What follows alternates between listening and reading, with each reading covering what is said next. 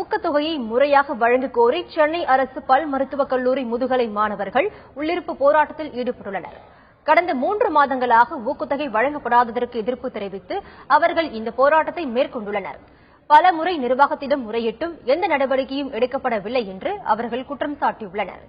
முதுகலை மாணவர்களின் இந்த திடீர் போராட்டத்தினால் அரசு பல் மருத்துவமனையில் பணிகள் பாதிக்கப்பட்டுள்ளன.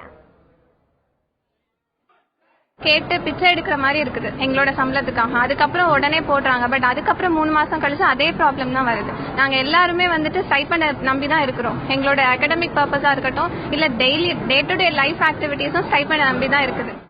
இதனிடையே மாணவர்களுக்கு ஊக்கத்தொகையை முழுமையாக வழங்க நடவடிக்கை எடுக்கப்பட்டுள்ளதாக கல்லூரி முதல்வர் சரவணன் தெரிவித்துள்ளார். மாணவர் போராட்டத்தினால் நோயாளிகளுக்கு எந்த பாதிப்பும் ஏற்படவில்லை என்றும் அவர் கூறியுள்ளார். ஊக்கத்தொகையில அவங்களுக்கு எல்லா பில்லும் போட்டாச்சு. இன்னைக்கு பில் போகுது.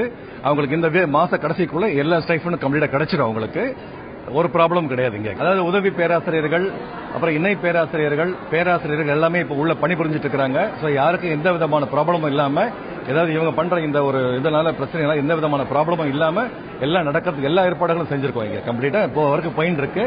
எந்த விதமான பாதிப்பு நோயாளிகளுக்கு இல்லை.